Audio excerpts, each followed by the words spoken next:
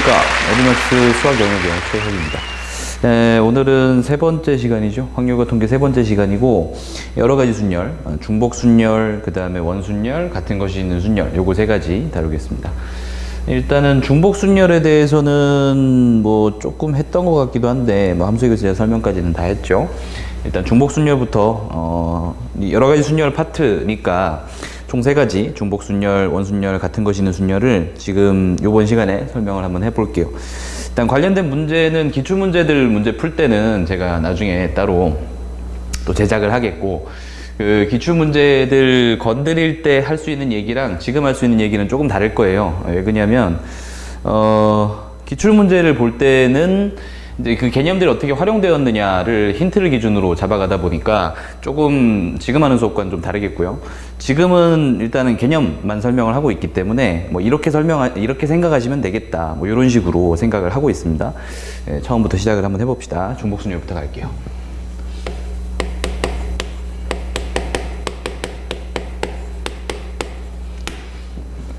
요번 시간부터는 제가 프로젝트를 안 쓸 건데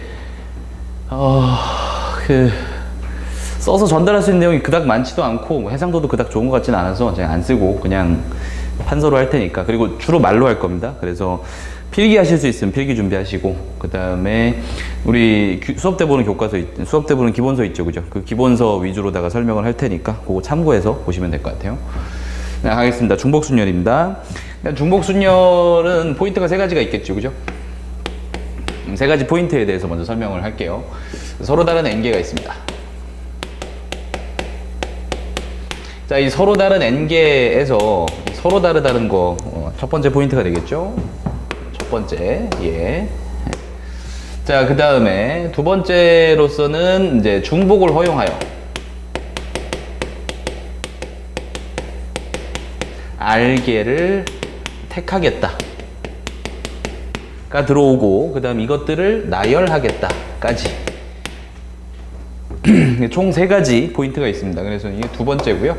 중복을 허용하여 R개를 택하겠다. 중복을 허용한다는 말이 좀 중요하죠, 그죠? 그 다음에 세 번째, 나열까지 합니다. 여기에서 이게 제가 포인트를 지금 이런 식으로 좀 설명을 하는 이유가, 이런 녀석들을 보고 중복순열을 생각하시면 돼요. 그런데 여러분이 문제를 볼 때 이게 중복순열인지 순열인지 내지는 조합인지 중복조합인지 구분을 하시려면은 뭔가 구분하는 기준이 필요하니까 그 기준에 대해서 얘기를 하려고 제가 포인트를 세 가지를 얘기를 하고 있습니다. 그래서 그런 식으로 보시면 되겠고, 예시를 한번 들어볼 거예요. 예를 들어서 서로 다른 서로 다른 세 개 정도 해볼까요? 세 개.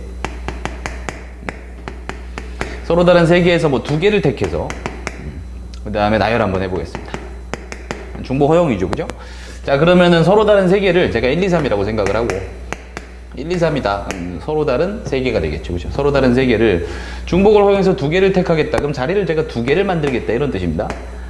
자, 나열하자라고 얘기를 했으니까 얘네들의 앞과 뒤는 서로 다른 거로 생각을 해주셔야 되겠죠. 자, 그러면은 쉽게 한번 생각해 볼게요. 일단 중복을 허용했으니까 이렇게 생각하시면 돼요. 1을 여러 번 내지는 2를 여러 번 써도 상관이 없다. 자, 그러면 첫 번째 자리에 쓸 수 있는 숫자는 1, 2, 3 셋 중 하나가 되니까 세 가지가 되겠고요. 자, 그 다음에 두 번째 자리에 쓸 수 있는 숫자도 1, 2, 3 셋 중 하나가 되니까 세 가지가 됩니다. 이게 순열과 다른 점이 뭐냐면은 이 중복을 허용한다는 말이 다르죠. 중복을 허용한다는 말이 없게 됐을 때, 즉 순열이었을 때는 처음에 쓴 숫자를 다시 쓸 수 없으니, 왜냐면 여기가 서로 다른 R개였죠, 그죠? 순열에서는. 그러니까 그 녀석과의 차이가 얘는 중복을 허용하니까 여기에서 가지수가 하나 줄어드는 일이 없다, 이렇게 생각하시면 됩니다. 자, 그럼 이것들에 대해서 계산법을 한번 보자면 여기 1, 2, 3이 들어올 수가 있고, 이 세 가지에 따라서 각각 여기에도 1, 2, 3 세 가지가 들어올 수 있다 라고 얘기를 했으니까, 그에 따라 각각이 되었으니 우리는 곱법칙을 쓸 수 있겠고, 그럼 얘네들을 곱해서 9라고 얘기를 할 수 있을 텐데, 일단 3의 제곱으로 제가 써놓을게요. 자, 그러면 한번 생각해 봅시다. 수치화 시키는 거죠. 이제 일반화 시키겠습니다. 뭐 n개로 가면 되겠죠. 그럼 서로 다른 n개가 있어요. 자, 이 중에 중복을 허용해서 R개를 택합시다. 그래서 나열을 하자, 이렇게 얘기를 한 거죠. 자, 그렇게 되면은 서로 다른 n개가 있으니까 1, 2, n까지 뭐 이렇게 해서 n개가 있다고 치시고, R개, 즉 자리를 R개를 만들게요. 자, 나열을 할 거기 때문에 앞자리, 뒷자리, 그 다음 뭐 세 번째, 내지는 뭐 마지막 자리 모두 다 다른 게 되겠고, 그러면 생각 한번 해볼까? 여기에 몇 가지가 들어올 수 있을까 생각을 해보시면 1부터 n까지 총 n가지가 되겠죠. 자, 그에 따라 각각 두 번째 자리 역시도 n가지, 그 다음에 세 번째도 n가지, 이런 식으로 계속 n이 될 테고, 그럼 얘네들이 모두 그에 따라 각각으로 생각을 할 수 있으니 다 곱하시면 됩니다. 자, 그럼 모두 곱했다는 얘기는 이게 자리가 r개였죠, 그죠? 자리가 r개였기 때문에 n이 r번 곱해졌을 테니 이거는 n의 r제곱이다, 이렇게 나타내시면 되겠죠. 이렇게 되는 겁니다. 그러면 수치화를 시켰고요. 그 다음에 이제 용어로 한번 가볼까요? 이제 요것들을 용어로는 어떻게 정리를 하느냐. 서로 다른 n개가 있죠? n개가 있는데. 그 중에 중복을 허용해서 r개를 택하겠다. 이때 파이를 씁니다. 대문자가 되겠고요. 이렇게 쓰시면 되겠고, 계산법은 우리가 방금 수치화 시킨 요 녀석, 즉 n의 r제곱. 이렇게 생각하시면 되겠죠. 자, 그래서 이게 중복순열의 내용이다 라고 생각하시면 되는데, 이런 계산을 그렇게 많이 쓰진 않아요. 이거 이제 표현 자체를 많이 쓰진 않고, 주로 이제 여러분들은 중복을 허용한다는 얘기를 이용을 해서 이렇게 몇 번 곱해보면은 충분히 쉽게 알 수 있기 때문에, 뭐 굳이 이런 계산을 쓰지 않으셔도 상관없을 것 같아요.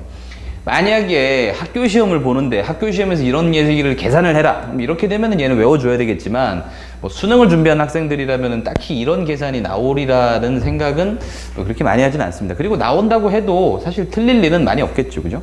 그래서 이렇게 된다. 그러면은 관련된 예제 한번 보겠습니다.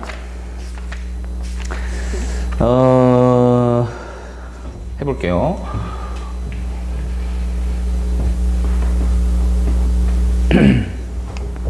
자, 관련된 예제는 뭐가 있겠냐면은 일단 책에 있는 거로 볼게요. 알았죠? 책에 있는 거에서 제가 이제 문제는 적을 테니까 같이 보겠습니다. 자, 0부터 4까지 5개의 숫자. 자, 이렇게 5개의 숫자가 있습니다. 자, 이 5개의 숫자가 있고, 그 다음에 뭘 하라 그랬냐면은 세 자리 정수를 만들어 봐라.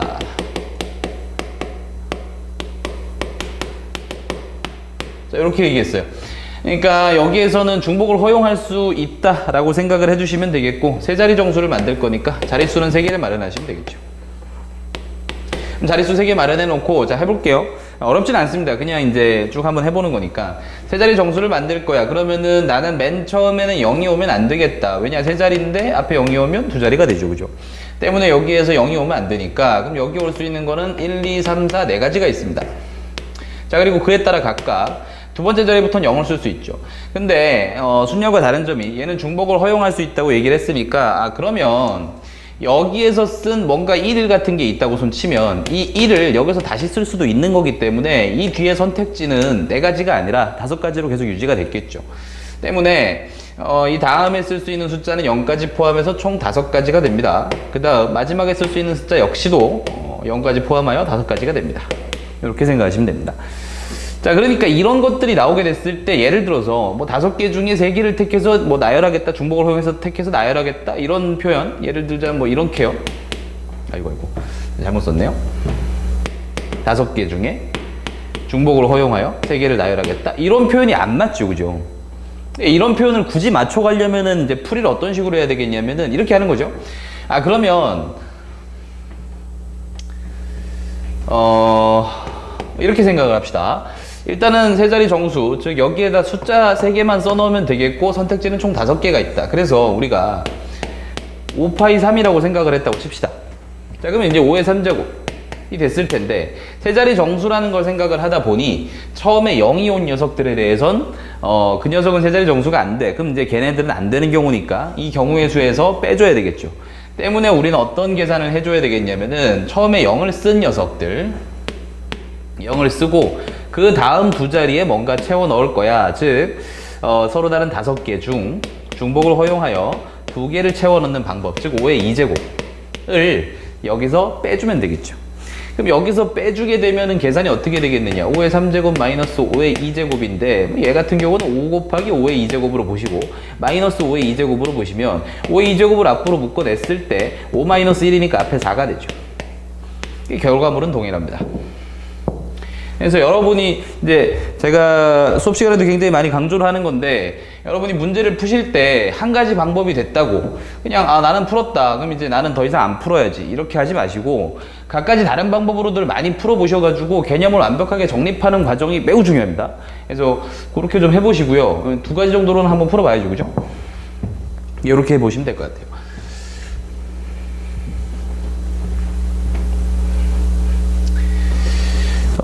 그러면 관련된 예제 중에 조금 어려워 보이는 녀석이 있을까를 좀 볼게요. 표현 살짝 바꾼 녀석들 한번 보겠는데 문제 보겠습니다. 5명의 관람객이 있어요. 파란색이네.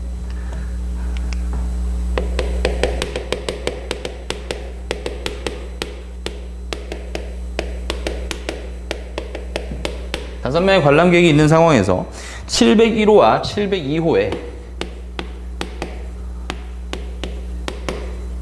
뭐 호텔에 투숙하는 경우입니다. 701호, 702호에 나누어서 투숙하는 경우 이렇게 보자라고 얘기를 했을 때 전제 조건이 하나가 들어가는 내용이 있어가지고 제가 그거까지 적을게요. 각 방에 적어도 한 명 이상의 투숙객이 존재.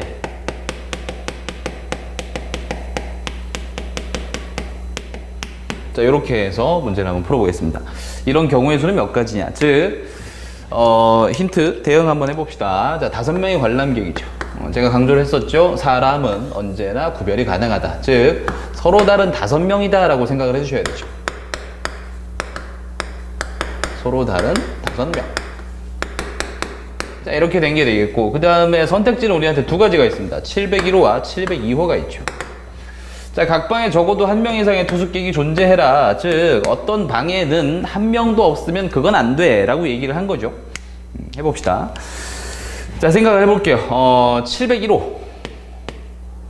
뭐, 방이 이렇게 있다고 칩시다. 702호. 방이 이렇게 있다고 칩시다. 자, 그럼 5명의 관람객이 여기 갈까, 여기 갈까 선택하는 거죠. 그죠? 자, 그럼 생각해 봅시다. 5명의 관람객, 뭐 M1, M2 해서 M5까지 있다고 쳐보시고, 자, M1이 어느 방에 가지를 선택을 하겠습니다. 자, 그러면은 M1이라는 관람객이 701호 내지는 702호를 선택하는 방법, 즉 두 가지가 되겠죠, 그죠? 두 가지가 된다. 그래서 M1이 두 가지. 자, 그에 따라 각각 예를 들어서 M1이 여기 있다고 치면 그에 따라 각각, 즉 M1이 여기 있거나 여기 있거나 M2가 결정하는 거는 뭐 제가 자기 마음이죠, 그죠? 때문에 M2가 결정하는 방법 역시나 두 가지가 되겠죠. 자, 이런 식으로 가다 보면 M1부터 M5까지 모두 두 가지의 선택지가 생길 겁니다. 자, 그리고 그네들은 모두 그에 따라 각각, 즉 연달아 일어난다 라고 생각을 할 수 있기 때문에 2를 5번 곱한 2의 5제곱이 전체 경우가 되겠고, 그럼 여기에서 전제 조건 따져가면서 뭔가는 빼줘야 되겠죠, 그죠? 각 방에 적어도 한 명 이상의 투숙객이 존재한다 그랬죠. 즉 모든 사람들이 한 방에 들어가는 경우를 제외해 주시면 됩니다. 때문에 M1부터 M5까지 총 5명의 사람이 모두 701호 내지는 702호에 투숙하는 방법인 두 가지를 빼주자. 이렇게 해서 계산하시면 되겠죠. 그러니까 뭐 2의 5제곱은 32고 얘는 2니까 뭐 30. 자, 이런 식으로 정리를 할 수 있습니다. 제가 이렇게 해봤는데 보세요. 제가 이걸 안 쓰잖아요, 그죠? 이걸 안 쓰잖아요. 이렇게 쓸 때 여러분이 굉장히 많이 헷갈릴 수가 있어요. 그래서 실제로 여러분이 문제를 푸실 때는 파이라는 계산을 굳이 쓰려고 하지 마시고 그냥 선택지에 대해서 합법칙 내지는 곱법칙만 적용을 잘 하시면 사실은 어렵지 않게 풀 수 있는 문제인데 이걸 굳이 또 이런 내용으로 연결을 시키려다 보니까 조금 더 힘들어집니다. 그래서 저는 뭐 이런 걸 좀 많이 안 쓰는데 그래서 이렇게 한번 해보세요. 그냥 바로바로. 그럼 이렇게도 한번 해봅시다.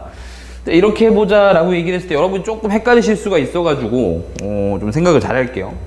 어떻게 되냐면은 이렇게 된 거죠. 중복으로 선택할 수 있는 대상이 누구냐를 좀 보셔야 돼요. 왜 그러냐면 n파이 r. 자, n파이 r이라는 뜻이 서로 다른 n개 중 중복을 허용하여 r개를 택하겠다. 자, 그러니까 중복을 허용할 수 있는 거는 이쪽입니다.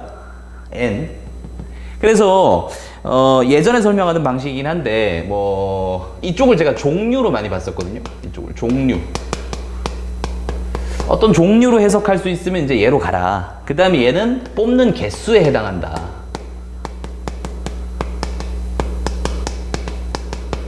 자, 이렇게 얘기를 했었어요. 근데 뭐 이 표현이 그닥 좋은 표현 같지는 않은데 굳이 제가 이제 이렇게 설명을 하려면은 뭐 이렇게 쓸 수밖에 없습니다. 종류라고 하는 건 뭐냐면은 중복으로 선택이 가능한 게 되겠죠. 예를 들자면 뭐 과일 가게를 갔습니다. 과일 가게를 갔는데 사과가 있고 배가 있어요. 그럼 사과를 여러 개 선택해도 되고, 그러니까 사과는 좀 많다는 가정을 둡시다. 사과를 여러 개 선택해도 되잖아요. 그래서 과일이 두 종류가 있다, 이런 식으로 접근을 하시면 되거든요. 그럼 얘도 마찬가지입니다. 중복으로 선택할 수 있는 대상이 누구냐를 좀 따져보시고, 중복으로 선택할 수 있는 대상이 n에 들어간다, 그 다음 뽑는 개수는 r에 들어간다라고 생각을 하셔야 돼요. 그럼 한번 봅시다. 사람을 중복으로 선택할 수 있지는 않을 거 아닙니까, 그죠? 사람은 하나밖에 없는데 어떻게 이걸 중복으로 선택하겠어요? 그럼 잘 생각을 해보면, 이 방을 사람이 선택을 했을 때, 사람이 방을 선택한다라는 가정하에, 그럼 얘가 얘를 선택할 수도 있고요, 얘도 얘를 선택할 수 있습니다. 때문에 중복으로 선택이 가능한 건 이 방 두 가지가 되겠죠. 그래서 방 두 가지 중 선택하는 사람들은 총 5명이다. 이런 식의 계산이 가는 겁니다. 그럼 이런 식의 계산이 가서 이게 2의 5제곱이 나온 거고요. 여기에서 전제 조건 따져줘가지고 한 명 이상의 투숙객이 존재, 즉 없는 사람은 없어야 되겠다. 적어도가 나왔으니까 여사건으로 접근한다. 뭐 이런 얘기도 할 수 있고요. 그래서 다 여기 들어가, 다 여기 들어가, 그 두 가지를 뺄게. 이런 식으로 계산하시는 거죠. 그래서 이렇게도 써봤고 뭐 여러 가지로 써봤는데 다 아시는 게 가장 좋죠, 그죠? 일단 다 알아두시고 요 정도 정리 한번 해보겠습니다. 일단은 중복순열은 요 정도로 정리하고요. 나중에 제가 기출문제들 한 번씩 볼 때, 그 기출문제는 제가 이제 문제를 좀 띄워놓고 기출문제 한 번씩 볼 때 그때 조금 더 뭐라고 해야 되죠? 케이스에 맞는 설명들을 좀 하려고 좀 노력을 할 겁니다. 그때 한번 다시 보시고요. 지금은 일단은 개념 설명이기 때문에 간단한 예제들을 좀 더 명확하게 할 수 있는 이제 그런 식으로 좀 수업을 할게요. 자, 그러면은 우리는 같은 것이 있는 순열을 보도록 하겠습니다. 오늘의 두 번째 내용입니다. 첫 번째 내용이 지금 중복순열이었고요. 두 번째 내용이 같은 것이 있는 순열.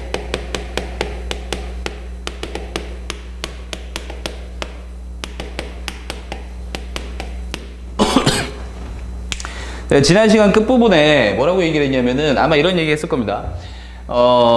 중복 순열까지는 선택의 의미가 들어간다. 그래서 여러분이 순열을 배우는 순열 단원에서 전체 배우는 내용이 4가지가 있는데 그 4가지를 제가 잠깐 적고, 순열, 그 다음에 중복 순열, 그 다음에 같은 것이 있는 순열 좀 줄여 적을게요. 각것순,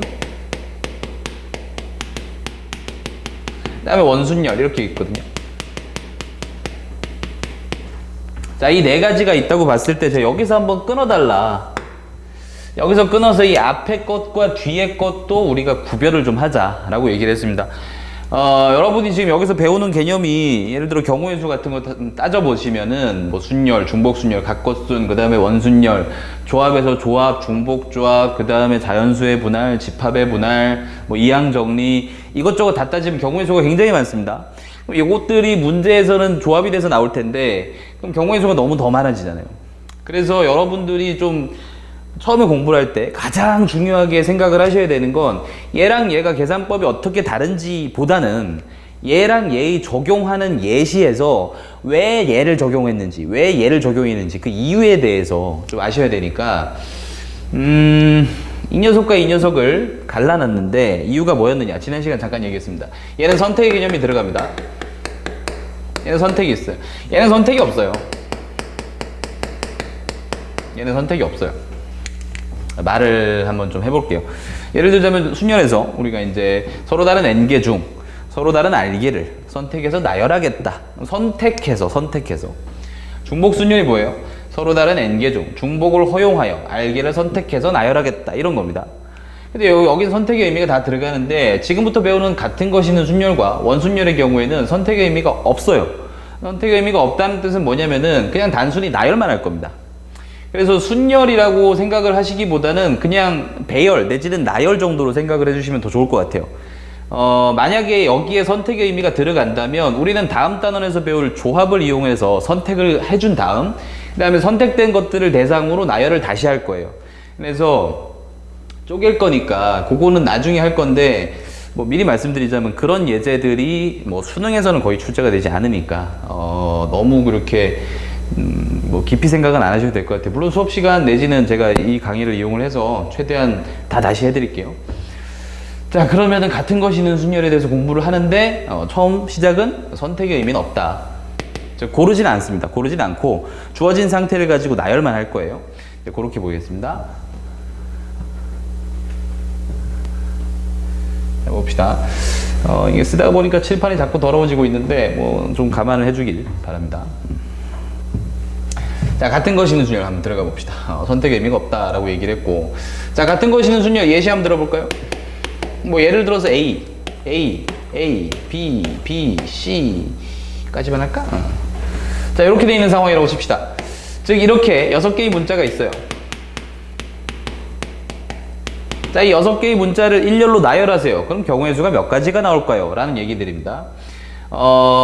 방법이 어떻게 되냐면 우리가 첫 시간에 배웠던 경우의 수를 계산할 때 쓰는 4가지 사칙 연산에 대해서 여러분이 생각을 해보시면 됩니다. 제가 첫 시간에 무슨 얘기 했었냐면은 이 나눗셈의 의미가 상당히 중요한데 이게 좀 나중에 나오다 보니까 이제 그때 좀 적용할 거야 이렇게 얘기를 했었어요. 이 나눗셈의 의미가 뭐였냐면은 어떤 계산을 했을 때 의미가 없는 부분들이 있거든요. 그럼 그런 것들이 곱해서 계산이 된 것들이면 곱하기를 커버치는 개념이니까 다시 나눠주겠다 이런 겁니다. 뭐 예를 들어서 3을 잘못 곱했으면 다시 3을 나누면 될 일이니까 그런 계산이거든요.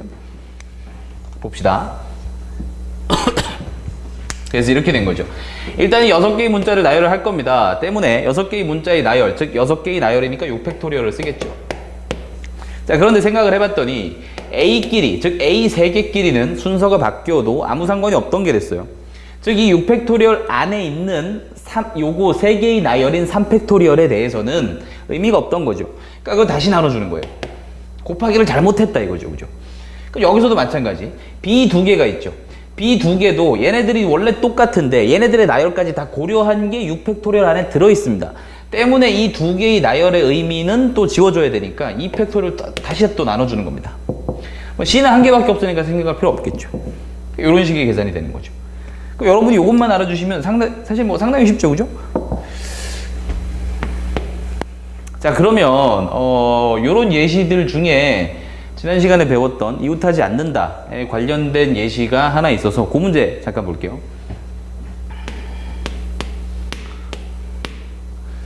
자, 문제가 어떻게 구성이 되냐면 요거 수업 시간에 설명을 했던 겁니다. 수업 시간에 설명했던 거니까 그거 좀 참고하셔가지고 자, 15석짜리 놀이기구가 있다고 칠게요. 이렇게 일렬로 된 그 에버랜드감이 있는 거 있죠. 이렇게 도는 거. 15석짜리 놀이기구가 있습니다.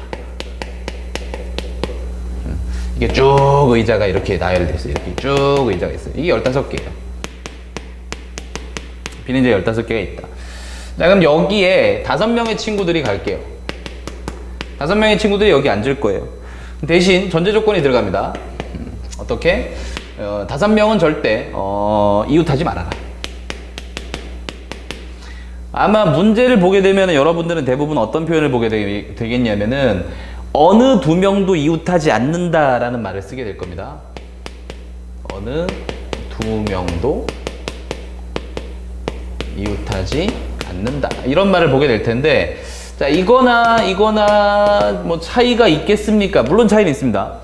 5명이 이웃하지 말라라고 얘기를 했으면은 넷 하나가 있을 때 5명 다 이웃한 건 아니잖아. 이런 식으로 볼 수 있거든요. 그래서 이런 것들에 대해서 논란의 소지를 줄여주기 위해서 거의 대부분의 문제에서는 어느 2명도 이웃하지 않는다라는 표현을 쓸 거예요. 요거는 문제에 쓰는 표현이니까 여러분이 좀 알아두실 필요가 있겠죠. 자, 그러면은 다시 정리. 15석이 있는 놀이기구가 있어요. 여기에 5명이 앉을 건데 그 5명은 어느 2명도 이웃하지 않는 방법의 수에 대해서 알아보자 라고 얘기를 한번 할게요. 요건 좀 지울게요. 그럼 시작 한번 해봅시다. 자, 지난 시간 제가 이제 이웃하지 않는다에 대해서 얘기를 할 때 대응법이 첫 번째, 이웃해도 상관없는 애들을 먼저 나열해라 라고 얘기를 했습니다.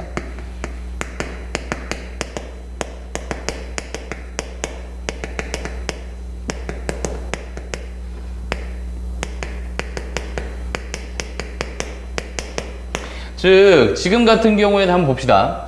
15석의 놀이기구가 있죠. 5명이 앉을 겁니다. 자, 그러면 총 5개의 의자에는 사람이 앉겠고 남은 10개의 빈 의자가 존재하죠. 그리고 이 빈 의자들은 이웃해도 상관없는 것들이 되겠죠. 그래서 이 빈 의자를 제가 E라고 써보면 E라고 해서 이게 총 10개가 있는 거죠. 자, 이게 이웃해도 상관없는 애들이에요, 얘네들이. 그럼 얘네들을 먼저 나열, 즉 얘네들을 나열을 하고 우리가 두 번째, 이웃하지 않는다의 두 번째 방법이 그 다음 빈 곳에, 즉 사이사이에 생기는 이 빈 공간에다가 여기에다가 5명을 넣으면 되는 거죠. 이 5명을 넣는 건 순열로 어차피 넣을 건데, 자, 생각을 해봅시다. 대부분의 학생들이 여기서 틀리는 이유 중에 하나가 이 빈 의자 10개를 나열하는 방법을 10팩토리얼로 많이 잡거든요. 이게 아니라는 말을 하고 싶은 거예요, 지금은. 자, 왜 그렇게 됐습니까? 그럼 이 빈 의자 10개가 있죠. 이 빈 의자 10개는 사실은 똑같은 의자입니다. 똑같은 의자다 보니까 얘네들끼리 빈 의자를 바꾼다고 해도 전체 경우의 수에서 변화가 있는 건 전혀 없죠. 때문에 같은 것이 있는 순열을 적용을 하면 10팩토리얼, 즉 얘네들을 모두 다른 의자라고 생각을 하고 나열을 할 때 10팩토리얼이었는데 그런데 10개가 다 똑같죠. 다 똑같으니까 얘네들은 의미가 없는 계산이었어요. 즉 빈 의자 10개를 나열하는 방법은 한 가지다, 이렇게 되는 거죠. 자, 그럼 그 다음 10개의 의자가 이렇게 나열이 돼 있으니까 그 사이사이, 즉 앞과 맨 뒤까지 포함하자면 총 11개의 빈 공간이 발생을 했겠고, 그럼 이 11개의 빈 공간 중 5개를 골라서 순서대로 나열만 해주면 이 5명이 들어갈 자리가 완성이 되는 거니까 이 이후로는 11P 5 이렇게 되겠죠. 그래서 이런 계산이 이 문제의 정답이 될 거다, 이런 얘기입니다. 물론 계산은 무시무시하니까 저는 안 할게요. 일단 이렇게 되는 겁니다. 그래서 이 각거순을 좀 쓸 때 물론 이렇게 되는 문제들이 거의 대부분, 그 다음에 뭐 이런 문제들도 나올 수 있고요. 이거는 이웃한다, 이웃하지 않는다와 연관을 시킨 문제니까 항상 개념 접합식 문제들에 대해서 여러분이 공부를 할 때 뭐 쪼개는 거 굉장히 중요하죠, 그죠? 그래서 이렇게 한번 봤고요. 그 다음에 이 각거수는 하나가 더 있어요. 내용이 하나가 더 있는데, 일단 같은 것이는 순열에서 가장 기본적인 예제 하나와, 지금 제가 뭐 한 거 좀 정리 좀 할까요? 첫 번째는 제일 기본적인 예제 한번 해봤습니다. 기본 예제 하나 했고요. 두 번째로서 이웃한다, 이웃하지 않는다. 그래서 개념 접합 한번 해봤죠, 그죠? 이웃한다와 플러스 각거수. 요거 한번 해봤죠. 이제 세 번째 개념으로서 우리가 어떤 게 나오냐면 최단 경로 문제가 나옵니다. 최단 경로. 미리 말씀을 드릴게요. 최단 경로 문제는 지금 우리가 볼 때는 같은 것이는 순열에서 공부를 먼저 하게 되는데, 근데 이거를 개념을 살짝만 좀 비틀어 놓으면은 뒤에서 배우는 중복 조합으로도 볼 수가 있습니다. 그래서 중복 조합에서 그 부분에 대해서는 다시 한번 설명을 하겠고요. 지금은 일단 최단 경로 문제를 같은 것이는 순열로 처리를 한번 해볼게요. 근데 최단 경로 문제는 같은 것이는 순열을 쓰는 것도 쓰는 거지만 뭐 이런 문제들은 시험에 출제되는 확률 자체가 굉장히 적습니다. 왜냐면은 되게 쉽거든요. 너무 쉬워가지고 대부분은 경로 하나를 빼먹거나 아니면 경로가 계산이 굉장히 힘들게 뭐 그런 식으로 낼 건데, 그래서 제가 한 가지 더 할 거예요. 합법칙이라고 하는 걸 한 가지를 더 할 겁니다. 해서 우리는 세 번째 배우는 내용인 최단 경로에 대한 얘기를 한번 해볼게요.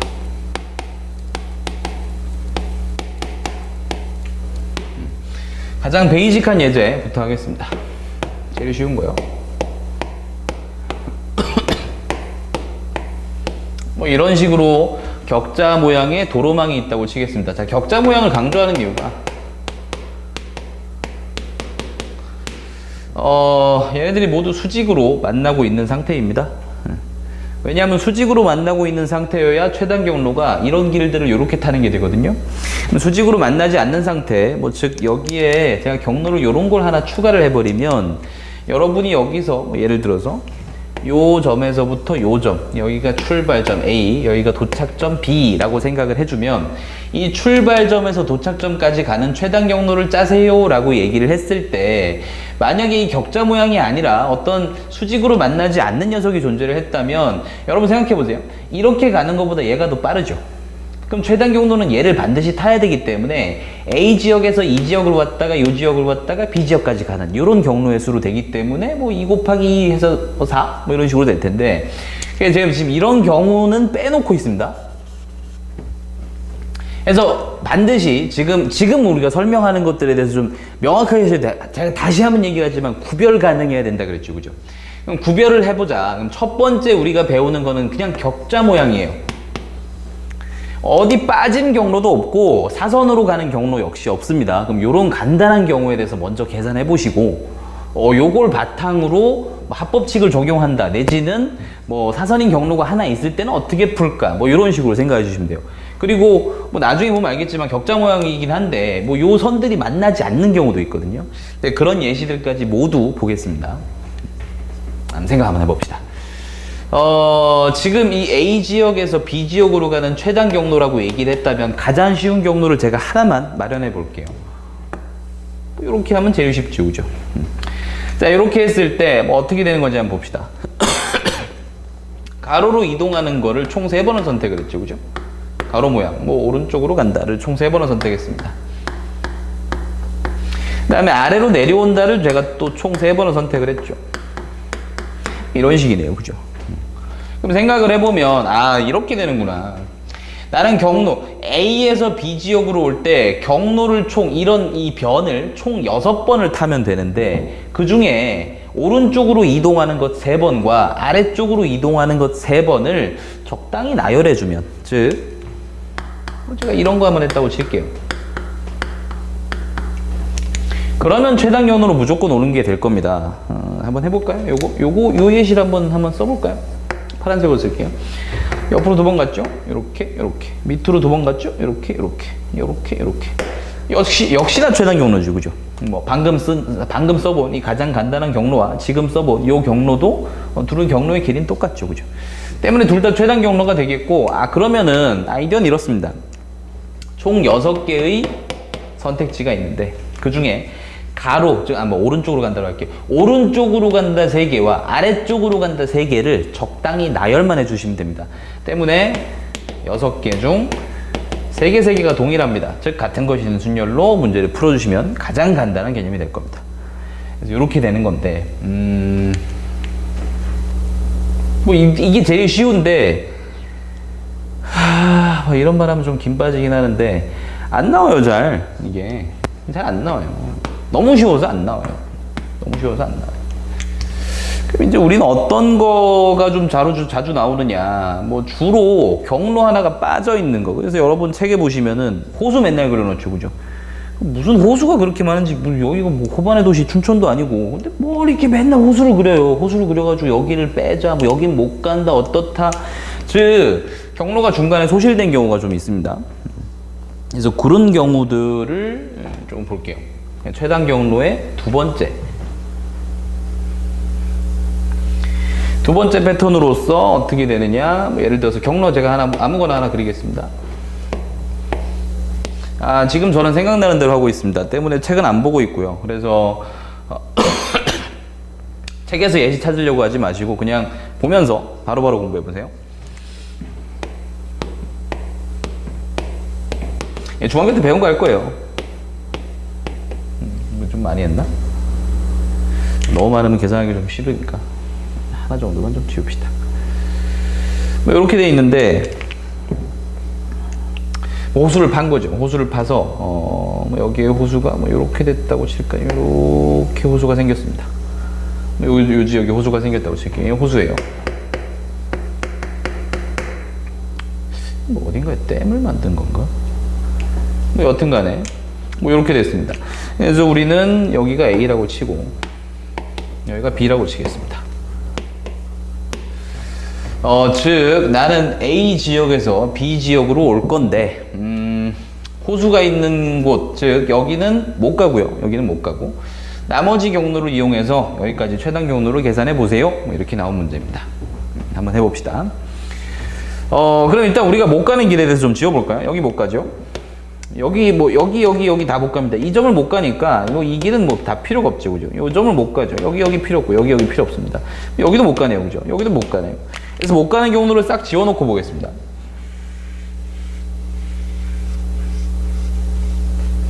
여기 다 못 가요. 자, 못 가는데 싹 지워놓고 하면 이런 경로가 나오죠. 이런 경로가 나옵니다. 그래서 이런 경로를 통해서 A에서 B로 가보자 라고 얘기를 한 거예요. 최단 경로로. 최단 경로로. 자, 가봅시다. 미안합니다. 감기 걸려가지고.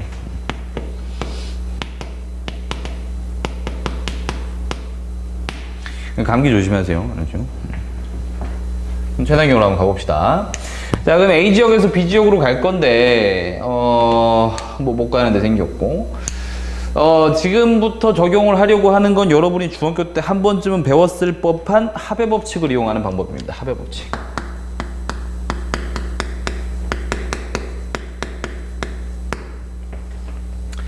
중학교 때 한번 배웠죠? 여기다 뭐 숫자 막 이렇게 적는 거예요, 그죠? 근데 여러분이 그 안 좋은 습관인데 막 1을 계속 적고 시작을 해요. 근데 그러지 마세요. 그러지 마시고 제가 숫자를 적을 때도 다 순서가 있고 그걸 순서를 적용하는데도 다 이유가 있습니다.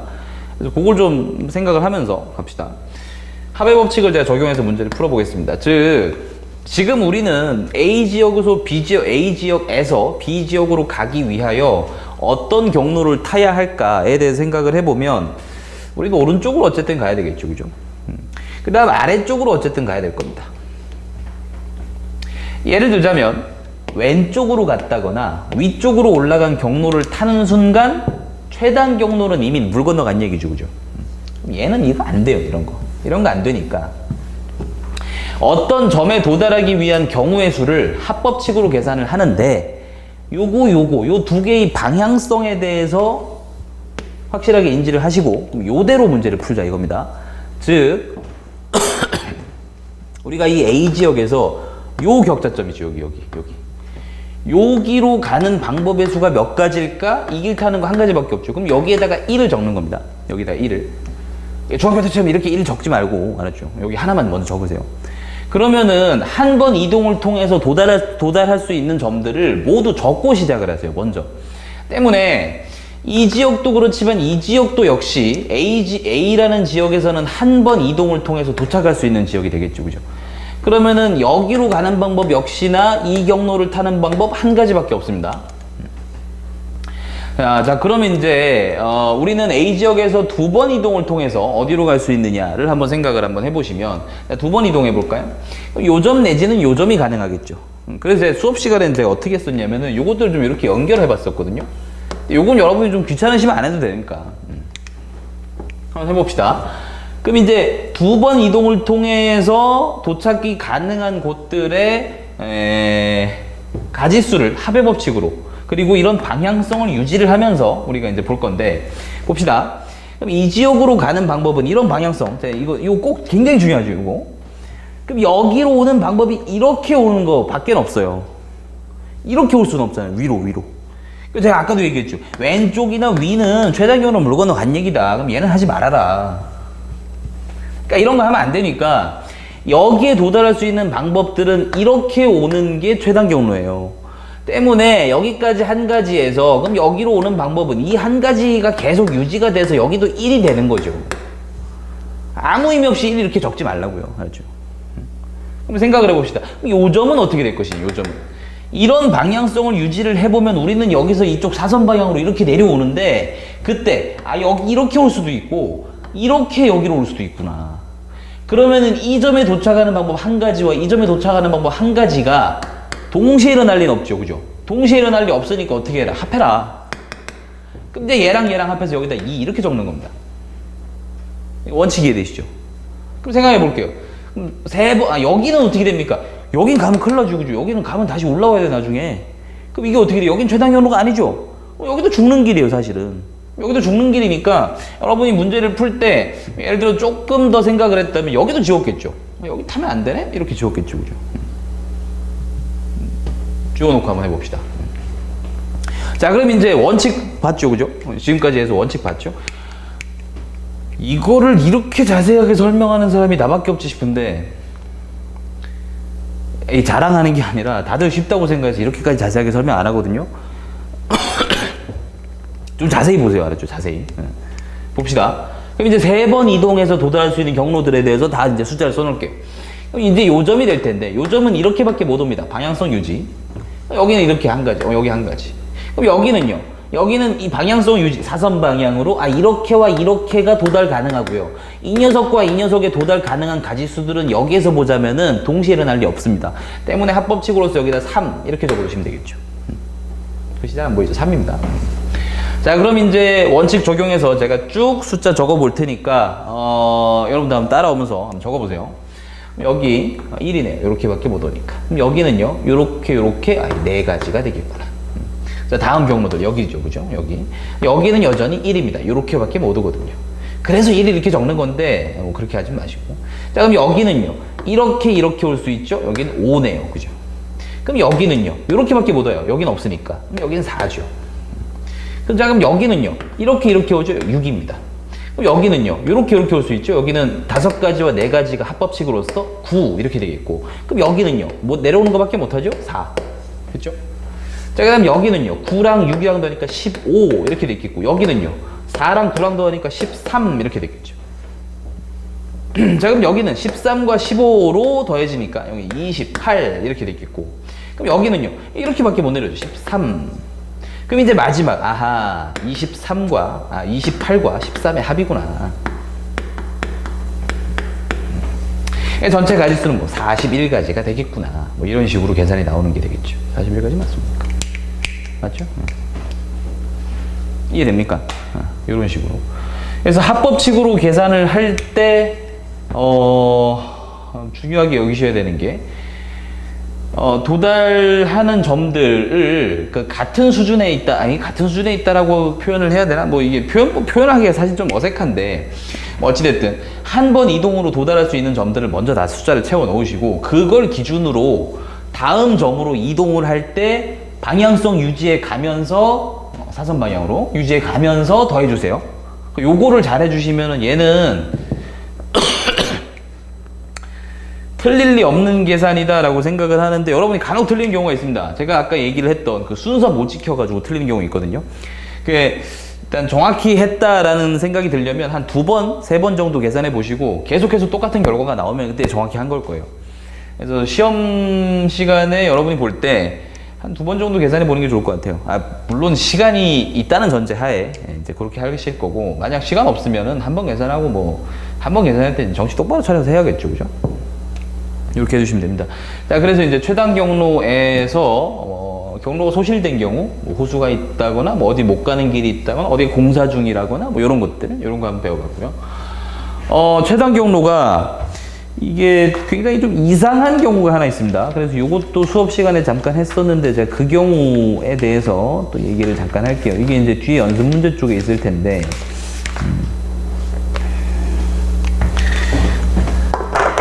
이 그림이 좀 어려워서 조금 시간을 주세요. 알죠? 그림 좀 그립시다. 여러분 찾으시면 돼요. 책 막 뒤져가지고 뒤에 연습 문제 찾아보세요.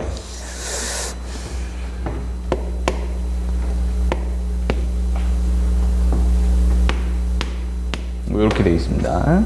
그 다음 2번째 수준에서 여기 이렇게 되어 있어가지고 여기 하나, 그 다음에 여기 하나, 이렇게 되어 있고요. 그 다음 마지막 수준에서 이렇게 되어 있어가지고 이렇게 되어 있는 게 맞습니까? 이렇게 되어 있는 문제가 있을 거예요. 요거 기출 문제일 겁니다. 아마 이제 기출 문제집에서 봤었으니까. 자, 그러면은 이 상태에서 최단 경로를 구하자. 다른 존재 조건엔 이런 존재 조건이 있습니다.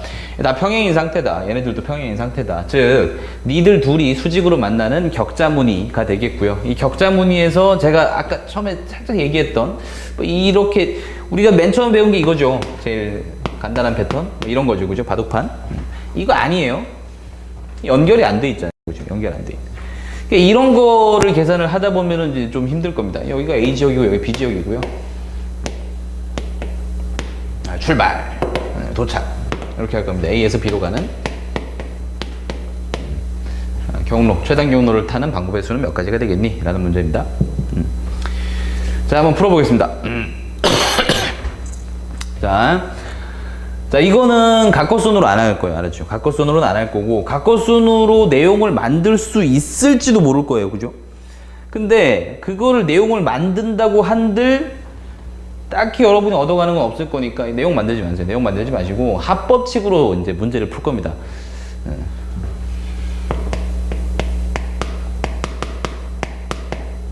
머릿속에 이렇게 생각하시면 돼요. 경로가 좀 이상하게 생겼어. 합법칙이야. 이렇게 생각하시면 돼요. 합법칙으로 문제를 풀 거고, 자, 전체적인 방향성 한번 보겠습니다. A 지역에서 B 지역으로 올 겁니다. 때문에 우리는 오른쪽 그리고 아래쪽이라는 두 가지 방향성을 유지를 하면서 여기까지 와야 돼요. 자, 그러면 안 가야 되는 곳, 즉 가면 최단 경로가 안 되는 곳들을 한번 보겠습니다. 예를 들어 볼까요? 여기를 갔다고 칩시다. 자, 여기를 갔다고 치면 우리가 B로 가기 위해서 뭔 짓을 해야 되냐면, 여기에서 이 길 내지는 이 길은 무조건 타야 될 거예요. 그죠? 왜냐면 여기서 옆으로는 더 갈 수 없으니까 무조건 밑으로 왔겠죠. 방향성 유지. 그러니까 무조건 밑으로 왔을 텐데, 문제는 이 길을 타면 백하는 게 되죠. 왼쪽으로. 그죠? 그럼 최단 경로가 아니네? 이거 안 되죠. 그죠? 얘로 왔다고 쳐봐요. 여기까지 괜찮을 거예요. 내려와 보세요. 그럼 얘는 또 백해야 되죠. 그러니까 얘도 아니죠. 때문에 이 점 가면 안 됩니다. 그럼 이 점을 가면 안 되니까 우리가 타면 안 되는 경로가 이 경로가 되는 거죠. 그죠? 요 경로는 타면 안 된다. 이런 얘기가 되겠지. 그지? 그럼 타면 안 되는 경로들 한번 지워볼까? 여기는 이제 지우고요. 이 경로 안 타면 여기도 당연히 안 탑니다. 여기 안 타겠죠. 이거 타면 큰일 나요. 여기도 지워야죠. 요렇게 깔끔하게 이제 생각을 해주시면 되겠죠. 요렇게 싹 지워 놓으시면, 자, 보세요. 이제 방향성을 유지를 하면서 갔을 때 백으로 갈 리가 없는 경로들만 표시가 됐습니다. 이제 반드시 뭐 어디로 갔다가 이제 백으로 와야 된다, 뭐 위로 올라와야 된다, 이런 거는 하면 안 되거든요. 방향성 유지. 합법식 계산 한번 해봅시다. 빨간색으로 잘 보이게 빨간색으로 숫자를 한번 써볼게요. 여기 가봅시다. A 지역에서 여기로 갈게요. 한 가지죠. 자, 그 다음에 A 지역에서 여기로 갈게요. 한 가지죠. 근데 이거는 잘 생각을 해보시면, 몇 번을 이동해서 어느 꼭지점으로 가는 게, 그 꼭지점으로 가는 녀석들이 이제 똑같은 이동 경로를 탔을 때, 이제 그것들을 좀 연결을 해봐서 뭐 어떻게, 이런 식으로 얘기를 했는데, 그렇게 적용하려다 보면 얘는 좀 잘 안 보입니다. 때문에 적당하게 숫자들을 좀 채워 넣을 거예요. 그러니까 제가 지금 어떻게 했냐면 여기 채워 넣었죠? 그럼 이제 그 다음에 여기부터 좀 채워 넣을게요. 이런 식으로 좀 차례대로 이 방향성 유지한다는 요 전제하에. 자, 그럼 생각을 해봅시다. 여기로 오는 방법 어떻게 되겠느냐. 자, 방향성 유지 한번 해볼게요. 오른쪽 내지는 아래쪽으로만 와야 됩니다. 그죠? 그럼 여기서 오른쪽, 여기 아래쪽으로 내려오는 건 없거든요. 자칫 잘못하면 이제 여기서 이거랑 두 가지 이렇게 적는데, 아닙니다. 한 가지입니다. 됐죠? 생각해 봅시다. 이제 그 다음에는 그럼 여기는 어떻게 될까요? 여기는 이렇게 저기 방향성을 유지한 채로 두 개의 경로들의 합을 이용할 수 있으니 여기까지 도달하는 방법 두 가지가 됐을 겁니다. 자, 다음 갑시다. 여기로 한번 와볼게요. 여기는 이렇게 오는 방법밖에 없죠. 위에서 오는 게 없네. 여기는 한 가지죠. 그죠? 여기 한번 봅시다. 여기는 이렇게 내려오는 방법밖에 없어요. 그죠? 여기도 한 가지죠. 여기 오른쪽이 없습니다. 그죠? 자, 그럼 이제 따로 이제 얘기 안 하고 숫자들 한번 쭉 적어 볼 테니까 여러분도 숫자 다시 한번 적어 보면서 맞춰보세요. 자, 봅시다. 자, 여기는 이렇게밖에 없네요. 두 가지. 자, 여기는요. 이렇게 여기 세 가지네요. 자, 요점이요. 요점. 근데 요점 하기 전에 요점부터 할게요. 여기서 이렇게 오는 방법밖에 없네요. 여기 한 가지입니다. 그럼 요점을 할게요. 이렇게 오는 방법, 즉 세 가지가 됐겠죠. 그죠? 여기 한번 해볼까요? 이렇게밖에 없네요. 한 가지. 여기 한번 해보겠습니다. 이렇게밖에 없네요. 한 가지. 자, 다음 가볼게요. 여기 한번 해보겠습니다. 이렇게밖에 없죠? 세 가지입니다. 방향성 유지. 자, 여기 한번 해봅시다. 요건 이렇게 네 가지. 이렇게 되겠죠. 자, 여기 한번 가볼까요? 세 가지와 한 가지가 합쳐서 네 가지. 이렇게 됐을 겁니다. 자, 그럼 여기 갑시다. 여기는 세 가지밖에 없죠. 여기서 못 옵니다. 여기 세 가지. 이렇게 되겠죠. 그죠? 자, 그럼 여기 한번 가볼까요? 여기는 요렇게와 요렇게. 즉, 여기가 네 가지가 되고요. 여기 네 가지, 여기 네 가지. 여기서 이렇게 올 테니까 여기는 일곱 가지. 이렇게 되겠죠. 자, 그럼 여기 한번 가볼까요? 여기 네 가지, 여기 세 가지. 그러니까 여기 어떻게 돼? 일곱 가지. 이렇게 되겠죠. 그럼 여기도 어떻게 돼? 일곱 가지. 14가지 이렇게 나오겠죠, 그죠? 이런 식으로 계산하시면 되겠지. 자, 이해됩니까 지금 요거? 중간에 계산 잘못한 데 있나요? 자, 그래서 최단 경로에 대해서 얘기를 좀 해봤습니다. 이 최단 경로들은 여러분이 계산을 하실 때 잘 짜여진 경우만 각급수를 좀 적용을 하시거나 아니면 나중에 이제 이후에 배울 중복 조합을 적용을 해주시면 되겠고, 만약에 잘 짜여지지 않은 경우였다면 거의 대부분의 문제는 합법칙을 이용해서 풀 거니까 이런 식으로 와주시면 될 것 같습니다. 최단 경로까지 얘기를 다 했으니까 이제 각급수는 요 정도에서 마무리를 할게요. 이제 원순열 남았죠? 원순열. 뭐 어떻게 하다 보니까 또 러닝타임이 또 길어지겠네, 이게. 1시간 넘어가나요, 이게?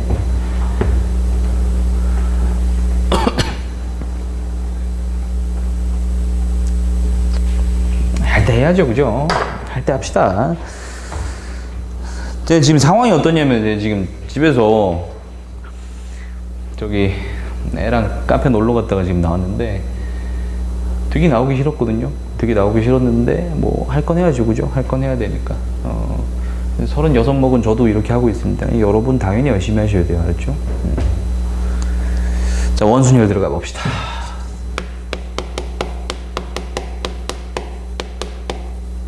자, 원순열 해볼게요. 히터를 켰더니 조금 덥네요, 여기. 자, 원순열 봅시다. 자, 원순열도 마찬가지입니다. 제가 처음에 얘기를 했던 선택의 개념이 없다라는 거 생각을 해주시고, 선택 들어오지 않습니다. 자, 뭘 말하느냐? 어떤 n개가지가 있어요. 어떤 n개가 있어요. 이 어떤 n개가 있는데 이 n개를 원형으로 배열을 할 겁니다. 원형으로 배열.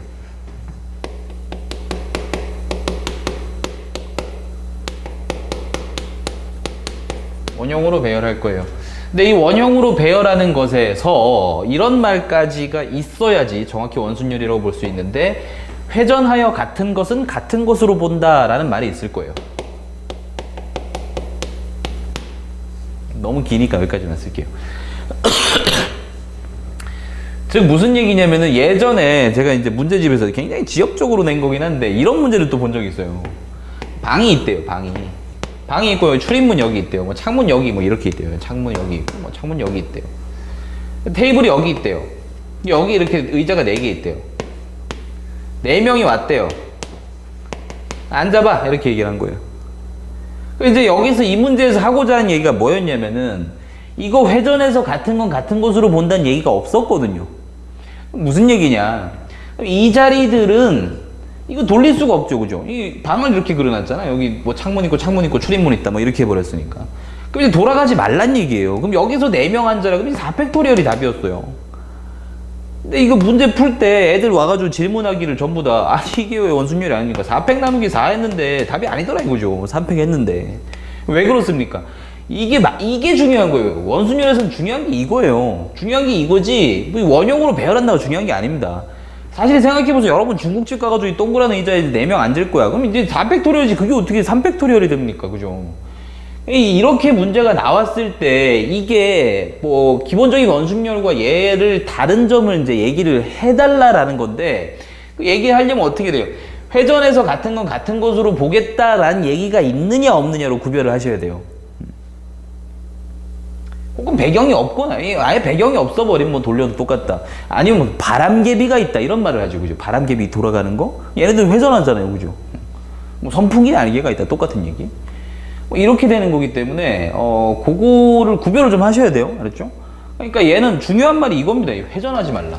회전하지 말라가 아니라 회전해서 같은 것은 같은 것으로 보겠다. 이 말이 중요한 말이에요, 이 말이 중요한 말이지 원형으로 배열 이게 그렇게 중요한 말은 아닙니다, 이게. 상황에 따른 해석 때문에 제가 옛날에 이 문제를 문제집에서 봤거든요. 문제집에서 보고서는 조금 속된 말로 진짜 빡쳐가지고, 아니 무슨 문제를 이렇게까지 내나, 이렇게 뭐 틀리라고 낸 거잖아요, 사실은, 그죠? 함정을 이렇게 파놓은 건데, 물론 뭐 다른 애들은 안 틀리죠. 자, 보겠습니다. 그러면 자, 이것도 마찬가지 선택의 의미는 들어오지 않고요, 주어진 경우가 있을 거예요. 이제 예시 한번 가볼까요? 예시 가겠습니다. 4개 4개 바로 할게요. 4개. 4개를 원형으로 배열할 건데 이렇게 4개를 원형으로 배열할 건데 뭐 회전에서 같은 거 같은 것으로 보래요. 그럼 어떻게 할래? 뭐 이런 얘기죠. 그죠? 자, 그럼 4개를 원형으로 배열을 하겠다라고 얘기를 했을 때 이것도 마찬가지 제가 이제 2가지 측면에서 설명을 하겠습니다. 먼저 경우의 수를 계산할 때 나눈다의 의미를 살려서 한번 해볼게요. 그 4개를 배열을 하다 보니까 우리가 뭔 짓을 하냐면은 이 4개를 먼저 일렬로 세우는 겁니다. 일렬로 세워. 그럼 4개를 일렬로 세우니까 4팩토리얼 이렇게 되겠죠. 그죠? 자, 그런데 4팩토리얼이라고 돼가지고 예를 들어서 1, 2, 3, 4를 나열했다고 칠게요. 자, 그럼 1, 2, 3, 4를 나열을 하는데 1, 2, 3, 4가 여기 이렇게 적혔어요. 1, 2, 3, 4 이렇게 적혔어요. 뭐 한 거냐면 제가 1, 2, 3, 4를 1, 2, 3, 4라고 놓고 1을 여기다 놓고 이렇게 돌릴게 라고 한 겁니다. 회전에서 같은 것은 같은 것으로 보겠다라고 얘기를 했으니까 얘네들이 회전하면 똑같은 게 몇 개 있을까 이렇게 생각하시면 되는데 생각해 볼게요. 그럼 1이 여기 있고 1, 2, 3, 4 배열 그대로 된 채로 이렇게 돌고 여기에 1, 2, 3, 4 이렇게 된 거, 혹은 1이 여기 있고 이렇게 돌고 1, 2, 3, 4 1이 여기 있고 이렇게 돌고 1, 2, 3, 4 이런 것들, 즉 이 4가지가 똑같죠. 그죠? 이 4가지가 똑같으니까 어떻게 해? 나누자. 4는 잘못 계산했다 이거죠. 그죠? 4개를 맨 처음에 얘를 배열할 때 여기다 놓든 여기다 놓든 여기다 놓든 똑같았다는 얘기니까 이 4가지가 똑같았다는 얘기니까 의미 없다. 나누자. 이렇게 된 거죠. 그죠? 아, 그래서 이제 어떻게 이렇게도 계산할 수 있겠구나. 수치화 바로 시켜보시면은 n개를 원형으로 배열하는데 회전에서 똑같은 거 다 똑같다 라고 해버리면 이게 n팩에서 뭐 하자? n 나누자. 왜냐면은 맨 처음에 이렇게 배열했을 때 맨 처음 녀석을 놓는 자리가 총 n개의 자리가 동일한 결과가 되니까 n을 다시 나눠준다. 뭐 이런 뜻이죠. 그죠? 근데 책에 보시면은 이런 계산이 나와 있을 거예요. 얘를 계산해보면, 보세요. 얘를 계산해보면 이게 4 곱하기 3팩이죠. 여기다 4 남은 거니까 약분되고 이제 3팩만 남죠. 그래서 계산에 이런 게 나와 있습니다. n-1팩이야. 이런 게 나와 있죠. 그죠? 생각해 보겠습니다. n-1팩은 얘랑은 뉘앙스가 달라요. 뉘앙스가 달라요. 진짜 어디가 다른지를 좀 알아야 되겠지, 그지? 알아봅시다. 자, 어떻게 한 거냐? 얘는 나누기 계산이 아니라 원순열을 원순열로 보기 싫은 겁니다. 즉, 회전에서 같은 것을 같은 것으로 보기 싫은 거예요. 그럼 생각을 해볼게요. 회전에서 같은 것은 같은 것이 되기 위해서 우리는 뭘 만족해야 될까? 요걸 좀 보는 건데, 자, 이 원형 테이블에 1, 2, 3, 4를 제 배열을 이렇게 했다고 칩시다. 잘 보시면 이 원형 테이블에서 1, 2, 3, 4를 배열할 때 이 배열하는 것들을 제가 아까 1, 2, 3, 4에 대해서 그냥 배열을 한다 라고 해서 요것들을 배열하는 방법이 4팩이었고, 이 시작점을 잡는 하나, 둘, 셋, 4가지가 다 동일한 경우이기 때문에 여기서 4를 나눴습니다. 방금에서는. 그죠? 즉, 이 회전에서 같은 것은 같은 것으로 보기 위하여 우리가 먼저 성립해야 되는 건 이 끝과 이 끝이 이웃한 겁니다. 내가 생각하기에 원래 얘는 1, 2, 3, 4가 이렇게 있었다고 본 거였거든요. 근데 이걸 2개를 이렇게 붙여버린 거죠. 그죠? 그럼 얘 2개를 이렇게 붙여버려가지고 얘네들이 돌아가면서 똑같은 거니까 끝과 끝이 연결되어 있으면 그럼 이 상태에서는 원순열이 되는 거거든요. 이 상태에서는. 얘랑 연결이 되어 있으면, 이웃하면. 이러면 원순열이 되는 거거든요. 그러면 생각을 해봅시다. 만약에 가운데 끊어놨다면 1이 여기서 자리를 잡고 있고 제가 2부터 나열했다면, 이해돼요? 1이 자리 잡아놓고 2부터 나열했다면, 그러면 어떻게 되겠다? 그러면 이건 원순열이 아니지 않느냐 이렇게 되는 거죠. 왜? 1은 자리 잡았고요. 2부터 나열한 건데 제가 2, 3, 4라고 한 거죠. 그래서 2, 3, 4를 이렇게 뭡니까? 시계방향이죠. 시계방향으로 이렇게 적은 겁니다. 그럼 내가 예를 들어서 여기서 이거 배열을 바꿔볼게요. 3, 2, 4 이렇게 했다고 쳐봐. 3, 2, 4 했다고 치면 여기가 3이에요. 이게 3이고 이게 2고 이게 4죠. 다르잖아요, 아까랑. 즉, 이렇게 일렬로 배열한 녀석의 끝과 끝이 이웃을 하지 않았다면 원순열로 안 볼 수 있다. 이게 된 거니까, 아, 그러면 이렇게 하자. 4개를 가지고 원형으로 배열을 할 거야. 그래서 4팩을, 아니, 뭔 소리입니까, 이게. 4개를 가지고 원형을 배열할 거야. 1, 2, 3, 4가 있어. 얘를 가지고 얘 나열을 할 건데 어떻게 하겠다. 내가 원순위로 보기 싫은 거야. 그래서 어떻게 해요? 1을 안 치세요. 아무데나. 1을 아무데나 먼저 딱 박아놓고 시작을 하자. 즉 원형 테이블에다가 1 여기다 박아놓고 나 여기서부터 순서대로 가야지. 그럼 2, 3, 4 가지고 순서대로 가는 건 어떻게 해? 3패. 이렇게 되는 거죠. 이렇게 되는 겁니다. 원순율로 보기 싫어서 하는 계산이에요. 얘는 원순율로 보기 싫어서. 얘도 나름의 의미가 있고 이대로 계산을 하는 것과 안 하는 것의 차이가 다 존재를 하거든요. 때문에 제가 두 가지 방법으로 다 설명을 하는 겁니다. 그럼 수치화 한번 시켜봅시다. n개가 있어요. 서로 다른 n개가 있어요. 이거 원형으로 배열하래요. 회전에서 같은 것으로 보세요. 즉 원순율로 보세요. 근데 내가 어떻게 나는 배알이 꼴린 사람이라 원순율로 보라면 원순율로 보기 싫거든. 그럼 어떻게 해요? 한 명 뽑아가지고 여기다 딱 꽂아놓고 시작하자. 여기다 딱 꽂아놓고 시작하자. 그러면 나머지 n-1개의 배열에 대해선 끝과 끝이 이웃하지 않은 상태가 되니까 어떻게? 얘네들 그냥 나열만 하면 되지 않느냐. 그래서 한 개 갖다 꽂아놓고 나머지 n-1개의 나열입니다. 그래서 이거 원순열로 계산해 주시면 n-1 팩토리얼이 된다. 정확히는 원순열로 계산 안 한 거. 그죠? 이렇게 된다라고 얘기를 하는 겁니다. 이해됩니까? 그래서 방법이 두 가지가 있습니다. 그러니까 여러분이 그냥 쉽게 n팩에서 n 나눴으니까 이게 n-1팩이겠지? 아니고요. 얘랑 쓰임새가 좀 달라요. 뉘앙스 자체가 달라요. 그래서 여러분이 요거 따로 공부를 해주세요. 나름의 방법의 이유가 다 있어요. 이렇게 풀면은 더 간단하거나 혹은 쉽다거나 이런 것들이 다 있거든요. 그죠? 그래서 요거에 나름의 이유가 있으니까 따로 공부를 좀 해주시는 게 훨씬 더 좋습니다. 그래서 한번 생각을 해보면 예제를 가야 되는데 예제가 뭐가 있을까?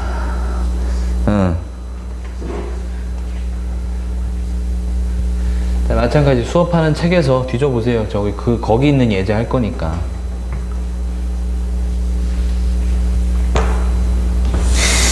자, 보겠습니다. 자, 남자 셋, 여자 셋 원탁에 둘러앉는다. 그 문제 볼게요.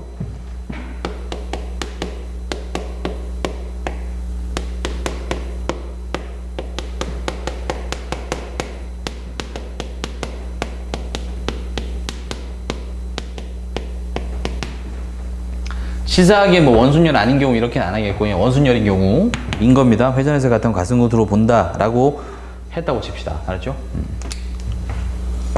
자, 요렇게 해서 할 겁니다. 자, 그러면은 자, 했던 얘기 바탕으로 다시 한번 쭉 얘기를 할게요. 일단은 제가 무슨 얘기 했었냐면은 사람 나왔죠?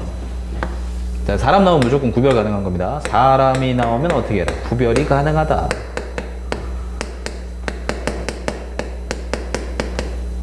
즉 서로 다른 사람 6명. 서로 다른 사람 6명에서 원탁에 둘러앉을 거예요. 전체 경우에서는 6팩에서 6 나누시면 됩니다. 혹은 한 명 고정시켰어. 그 다음 나머지 나열이니까 5팩토리얼로 계산해 주셔도 상관없습니다. 알아서 하시고요. 전체의 경우의 수가 됩니다. 일단 이렇게 계산 한번 해봤고요. 자, 어떤 게 있겠느냐. 일단은 남자끼리 이웃해서 앉는 경우의 수를 한번 구해봐라. 자, 문제 요 상태 그대로 하나 더 추가할게요. 전제 조건 하나 더 추가. 첫 번째 남자끼리 이웃해라. 이렇게 된 겁니다. 남자끼리 이웃해라. 한번 해봅시다. 자, 원형으로 테이블이 있고요. 남자 셋, 여자 셋 둘러앉을 건데 남자끼리 이웃하래요. 즉 남자 3명이 서로 옆에 앉으세요. 이렇게 된 거죠. 그럼 어떻게 될까 생각을 해보니까 남남남. 자리가 정해지죠. 그죠? 여여여 이렇게 있죠. 이렇게 되네요. 즉 남자끼리 이웃하려면 어쩔 수 없습니다. 여자끼리 이웃해야 돼요. 그죠? 요런 경우를 만들어 놓으시면 이제 사람은 구별 가능하다며 그럼 여기다 남자 셋을 앉혀야 되잖아요. 그죠? 얘네들 이렇게 앉히는 겁니다. 자, 처음에 얘기했습니다. 제가 아까 잠깐 얘기했을 때 뭐라고 얘기를 했냐면 원순열이냐 원순열이 아니냐를 구별하는 기준으로서 회전에서 같은 곳으로 보겠느냐라는 얘기 있고요. 그 다음에 제가 뭐라 그랬냐면 일렬로 나열했다는 가정하에 끝과 끝에가 이렇게 이웃한 상태냐를 보라 그랬는데 자, 이 남자 3명을 나열 한번 해볼 건데 끝과 끝이 이웃하지 않았습니다. 여자애들이 있으니까. 자, 그럼 남자 3명 나열하는 건 원순열로 보지 말라라는 얘기가 되겠고, 남자 3명 나열해 볼까요? 3명 나열하니까 3팩이겠죠, 그죠? 자, 그럼 그에 따라 각각 여자애들 3명도 마찬가지 원순열 아닌 걸로 보시는 게 되겠고 3팩토리얼이 될 겁니다. 때문에 경우의 수는 36이라고 계산이 됐겠네요, 그죠? 이렇게 계산이 돼야 되겠지. 무슨 말인지 알겠죠, 그죠? 자, 문제 살짝 바꿔볼게요. 문제 살짝 바꿔보시면, 자, 어떻게 되느냐. 남녀가 교대로 앉아라.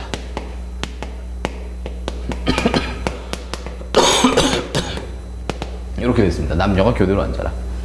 자, 그럼 교대로 앉을 거니까 일단 성별부터 제가 써볼게요. 남, 여, 남, 여, 남, 여. 자, 성별 교대로 한번 써봤습니다. 자, 남녀가 교대로 앉아라. 요 상태로 한번 앉아봐라. 요 상태로 앉아봐라. 갑시다. 자, 어떻게 하겠느냐. 테이블 비어 있습니다. 일단 자리는 이렇게 되어 있어요. 여기서 이게 연함, 이거는 안 따지셔도 됩니다. 그죠? 한 번만 돌리면 똑같은 거기 때문에. 그죠? 요건 안 할 겁니다. 갑시다. 아무것도 없는데 남자애들 먼저 와서 앉을게요. 즉, 남자애들 3명이서 와서 먼저 앉읍시다. 잘 보셔야 돼요. 남자애들 3명을 나열을 하죠. 그래서 뭐 남자애 맨 1, 맨 2, 맨 3라고 할게요. 얘네들 나열할 거란 말이야. 얘들 나열할 거니까 내가 어떻게 했겠어? 그냥 일단 3팩 했겠죠. 그럼 여기서 이제 3을 나누겠느냐, 안 나누겠느냐, 이게 문제인데, 잘 보세요. 자, 남자애들 3명 나열했죠? 3명 나열했어. 맨 1, 맨 2, 맨 3 이렇게 나열했다고 칩시다. 여자들 아직 안 왔거든요. 그러니까 여기 M1이 여기 있고, M2가 여기 있고, M3 여기 있다고 칠게요. 한번 돌려볼게요. 즉, M1이 여기 있고, M2 여기 있고, M3 여기 있다고 칠게요. 똑같죠? 이해돼요? 혹은 보세요. 여자애들이 아직 없다 보니까 M1이 여기 왔고요. M2 여기 오고 M3 여기 왔어요. 이렇게 돼 있을 때 얘랑 이웃했느냐? 여자애들 아직 안 왔거든요. 이웃했죠. 원순율로 봐야 돼요, 그죠? 얘는 이렇게 나눠줘야 되겠죠, 그죠? 그러니까 이제 남학생 3명이 먼저 와가지고 이제 앉을게요라고 얘기를 했을 때는 원순열이었는데. 그 이후에 그에 따라 각각 여자애들이 한번 앉아보자 라고 얘기를 했을 때 여자애들 3명이 있습니다.